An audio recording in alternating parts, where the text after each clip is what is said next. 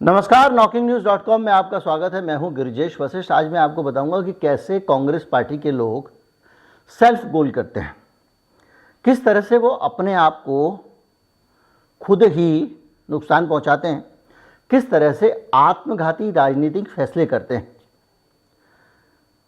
जो हत्यारे हैं राजीव गांधी के, उनको जब रिहा किया जाता है तो कांग्रेस पार्टी एक सेल्फ गोल करती है।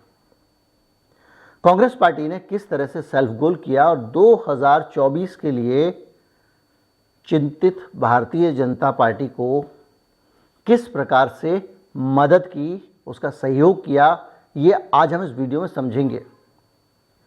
हम समझने की कोशिश करेंगे कि कैसे पूरा का पूरा परिवेश बदल रहा है और उसमें भारतीय जनता पार्टी को, जहां 2024 की चिंता है भारतीय जनता पार्टी को, जिस प्रकार भारतीय जनता पार्टी को 2024 की चिंता है और वो जिस दवाई को ढूंढ रही है, जिस औषधि को ढूंढ रही है, कांग्रेस पार्टी ने थाली में परोस के उसको झौवा भर वो दे दी है कि औषधि इसको खा लो और अमर हो जाओ। आज वीडियो में हम यही समझने की कोशिश करेंगे कि किस प्रकार का काम कांग्रेस पार्टी ने किया है और किस प्रकार की संभावनाएं थी जो सीधे सीधे उठा के विपक्षी दल के हाथ में दे दिए कांग्रेस पार्टी ने। कहीं मत जाइए, चैनल को सब्सक्राइब कर लीजिए। मैं अभी हाजिर होता हूं। हमारा यूपीआई आईडी डिस्क्रिप्शन में है, उसके जरिए आप भुगतान कर सकते हैं। स्क्रीन पर एक क्यूआर कोड भी है, उसका भी इस्तेमाल आप भुगतान करने में कर सकते हैं। मैं अभी हाजिर हुआ।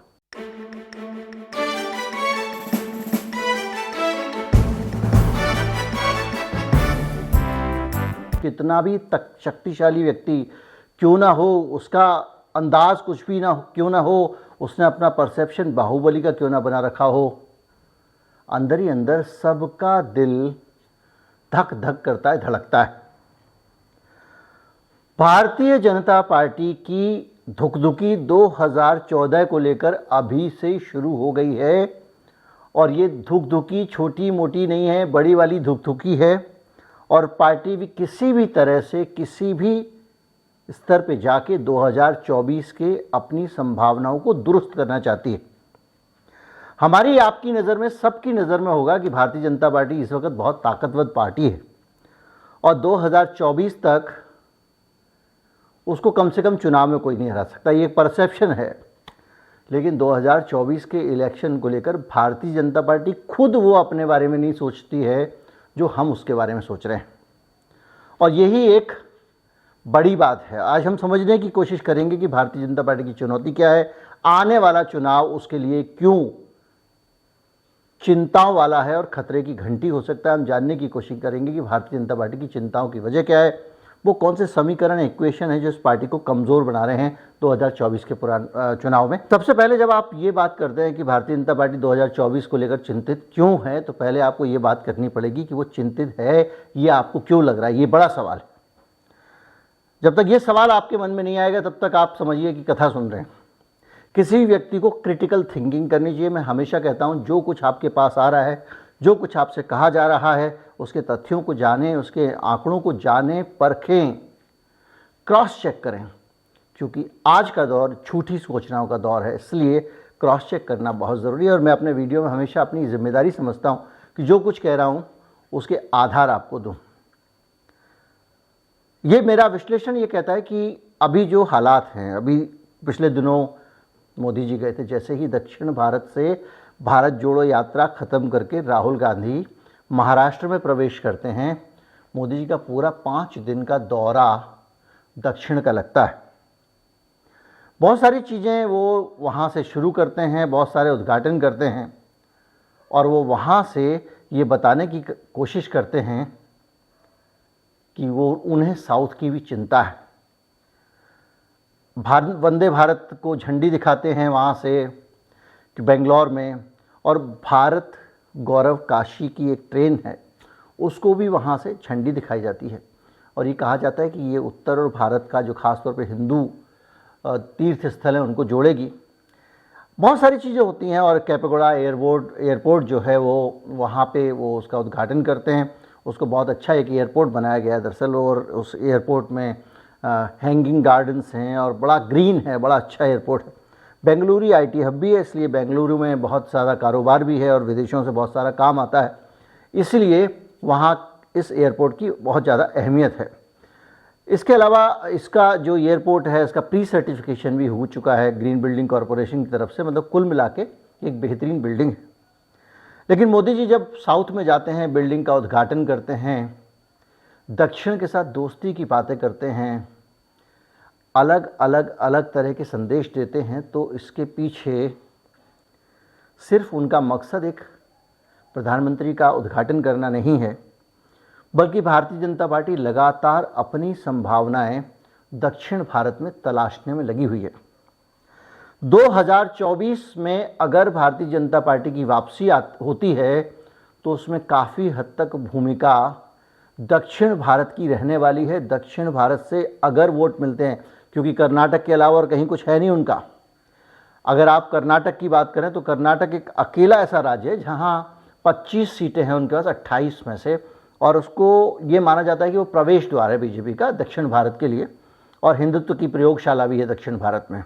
और इसीलिए आप कर्नाटक में देखते होंगे सबसे ज़्यादा कट्टरपंथी मामले कर्नाटक से ही आते हैं, क्योंकि कट्टरवाद वहाँ ज़्यादा है और ये शायद बीजेपी को इसका लाभ मिलता है। देखिए जैसे हिजाब वाला मामला आया, इसके अलावा गौरी लंकेश की हत्या होती है तो कर्नाटक में होती है, बहुत सारी हिंसक गतिविधियाँ, बहुत सारी चीज़ें हैं। और ये हिजाब वाला मामला पहली बार नहीं आया है, उससे पहले भी कई बार कर्नाटक में वो गमछा लपेट के जा चुके हैं क्लासरूम में, और बहुत सारी चीज़ें हो चुकी हैं।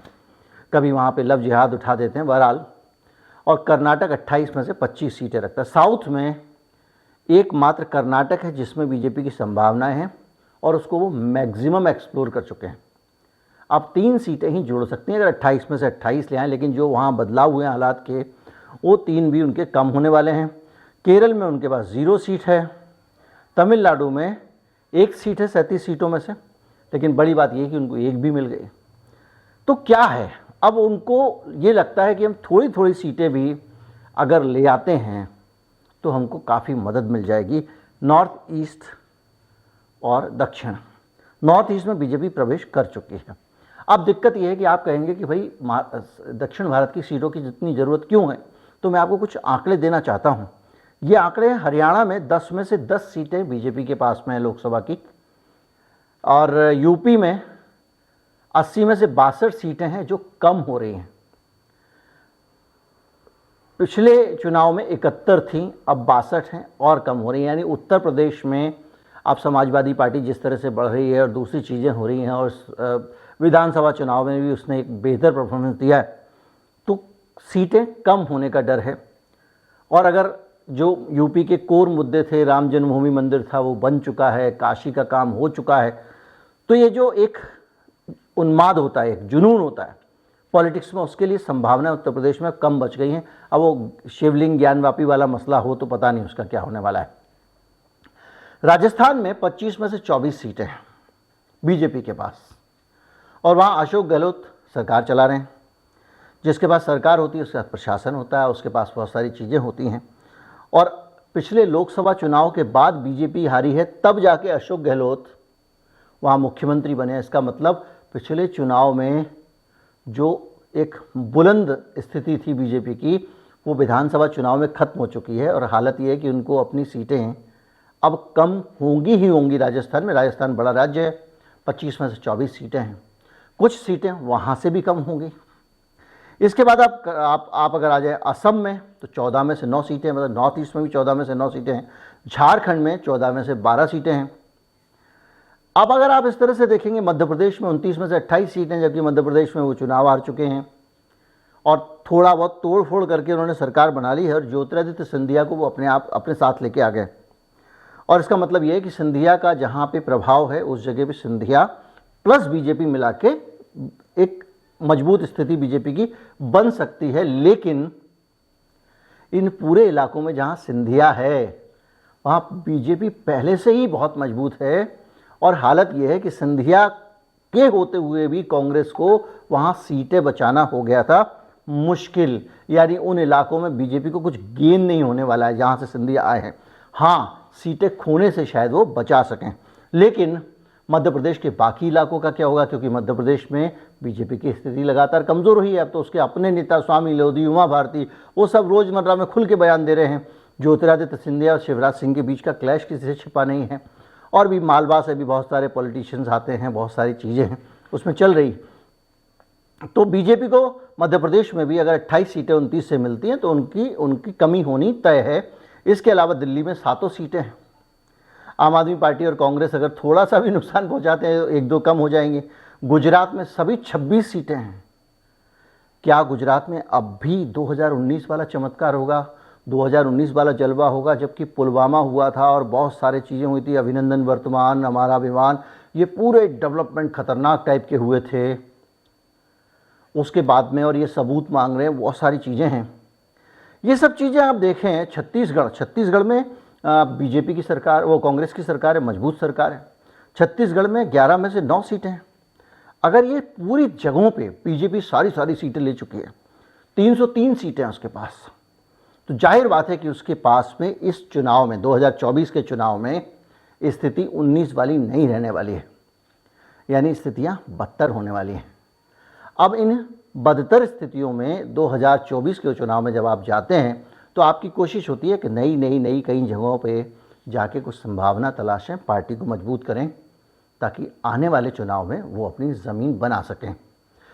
तो बीजेपी जब ये सब कर रही है तो इस सब को करने के पीछे कारण मैंने आपको बता दिया क्या है, और साउथ को किस तरह से वो अपने काबू में कर रही है। अब एक बड़ा मसला ये है कि कांग्रेस पार्टी क्या कर रही है।